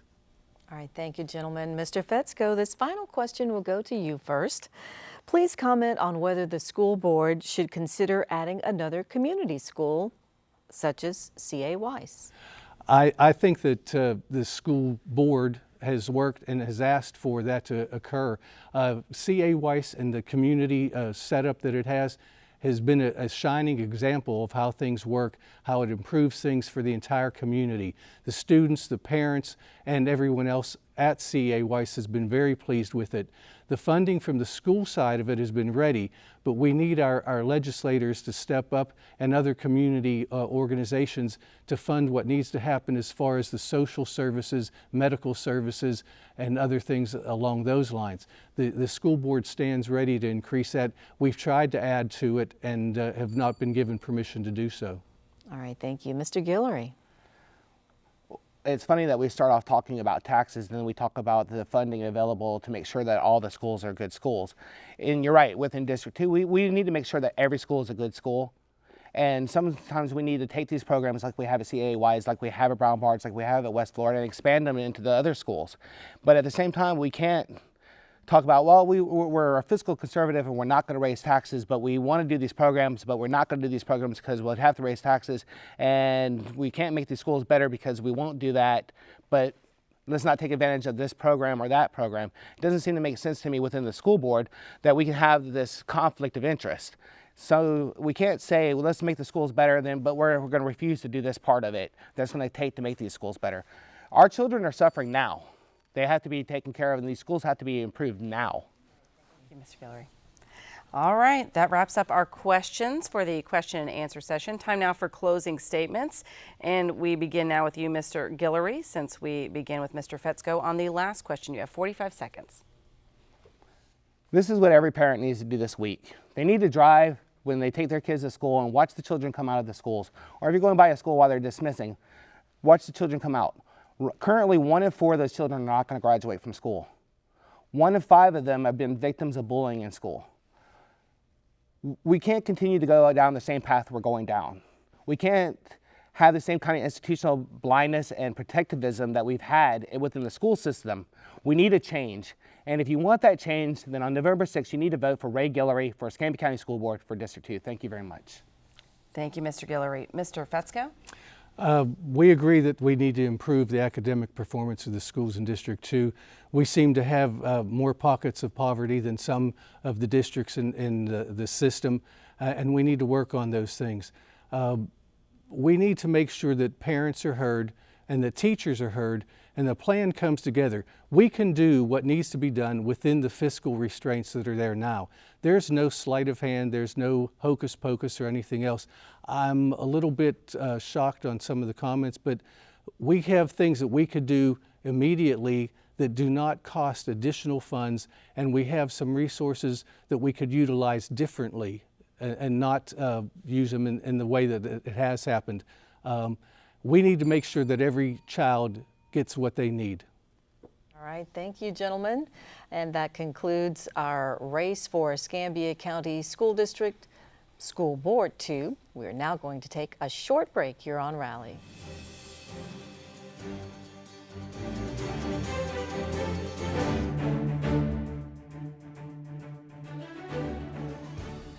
There is nothing more important to our democratic process than having an informed electorate voting on Election Day. Good evening, I am Ed Meadows, President of Pensacola State College, thanking you for tuning into this rally, a joint presentation of the League of Women Voters, WSRE TV, and Pensacola State College. Rally allows you the opportunity to watch and listen as this election year's slate of candidates answer the tough questions concerning the needs of our community. WSRE, a service of Pensacola State College, is proud to bring this program to you as a public service.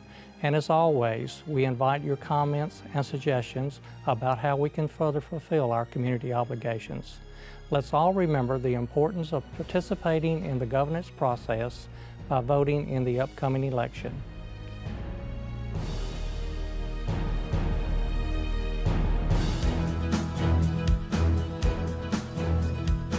The general election takes place on Tuesday, November 6th.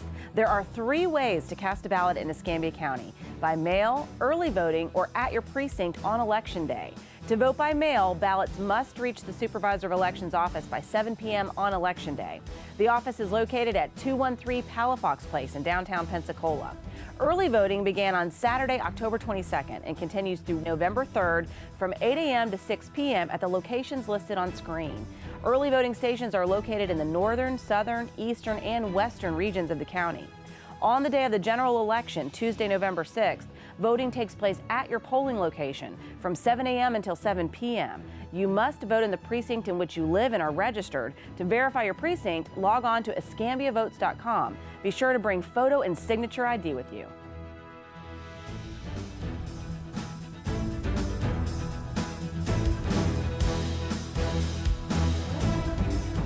On the November ballot, there are several amendments to the Florida Constitution on a variety of subjects.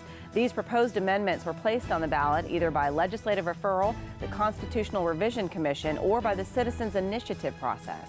A 60% margin is required for passage of a proposed amendment. To review the full text of the proposed constitutional amendments, log on to the Florida Division of Elections website.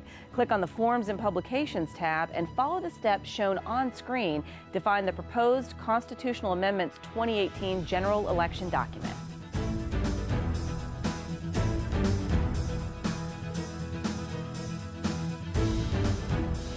Welcome back. Tonight, now we have the final race for Escambia School Board District 3. We have Miss Laura Dorch Edler with us tonight. Her opponent, Mr. Larry Williams, was informed of the opportunity to participate and did not respond. Welcome, Miss Edler, and we'll get right to the questions. The Florida legislature has the authority to change the oversight of charter schools from the local school board to the state legislature. Please give your opinion on whether this is an appropriate action.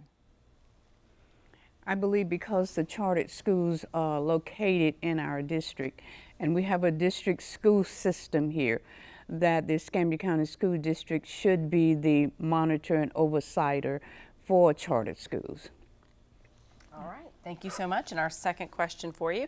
The expansion of school choice in Escambia County has resulted in the resegregation of many schools. If elected, how would you address this issue? One of the things I would like to see happen is that we improve the Escambia County School District so that we would make it more attractive for parents to want to bring their children back into the public school system.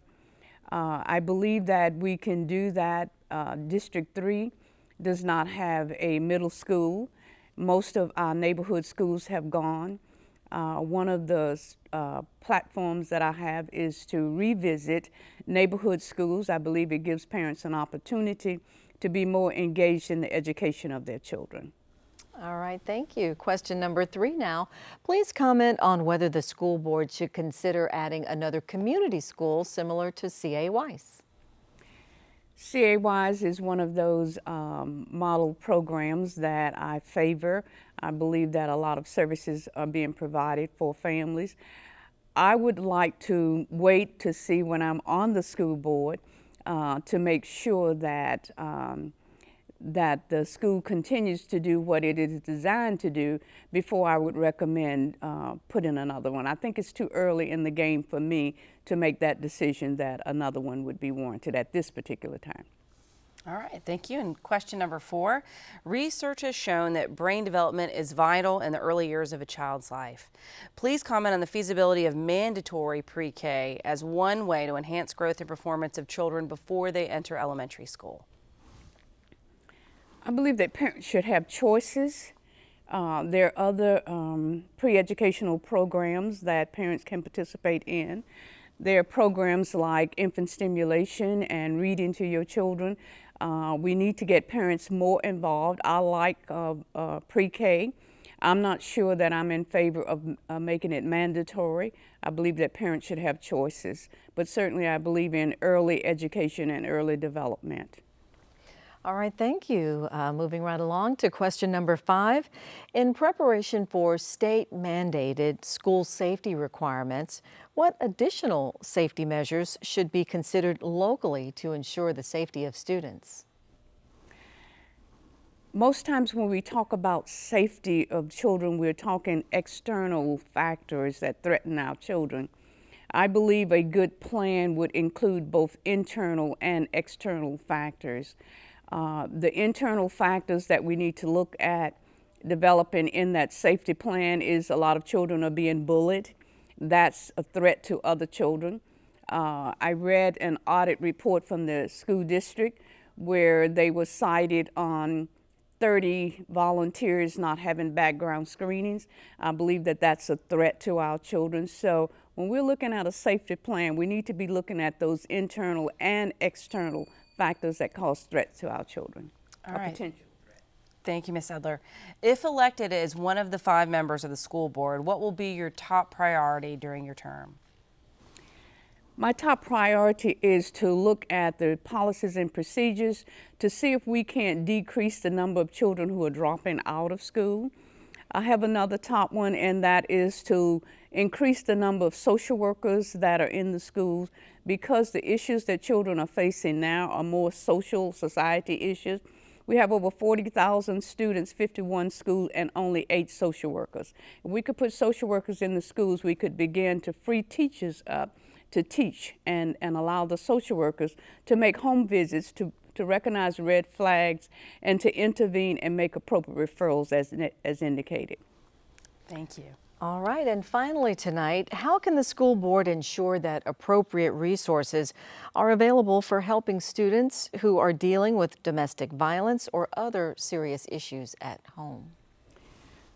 Well, I believe that social worker is going to be beneficial in that area also.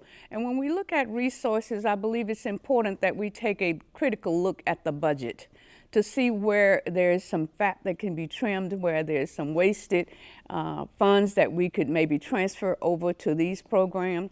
I look at the Escambia County School District and I look at the administration, we're kind of top heavy there. We might want to look at how we can utilize those resources better and probably have some funds for some other programs. All right, thank you so much, and that finishes up our questions. You now have 45 seconds for a closing statement. Thank you so much. I'm Laura Deutsch Edler. I want to be your next Escambia County School Board representative. I bring a wealth of knowledge and life skills and career skills that I believe that would be beneficial to moving the school district forward so that all children can be served and receive a quality education, and that children will want to go to school and teachers will want to teach. I believe that if we begin to make some changes in our school district, we can get more parents involved in the educational process of our children. For those of you who have already voted, I'm hoping that you have voted for me.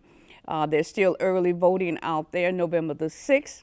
That is your final opportunity to elect Laura Deutsch Edler, your next Escambia County School Board District 3 representative. Thank you so much. Thank you, Ms. Edler. And thank you so much for joining us tonight. To all the candidates, that is a wrap for Rally 2018. We hope that during the course of tonight's program, you have gotten to know the candidates and their stands on the issues that affect you in the coming days. And you will be able to find Rally 2018 online at WSRE.org/rally. And we encourage you to share that information with those who were unable to watch the programs live. Our thanks to the League of Women Voters and to Pensacola State College for their participation in Rally 2018. Be safe and be sure to vote in the November 6th election. Rally is a service provided by WSRE, PBS for the Gulf Coast. Have a great night.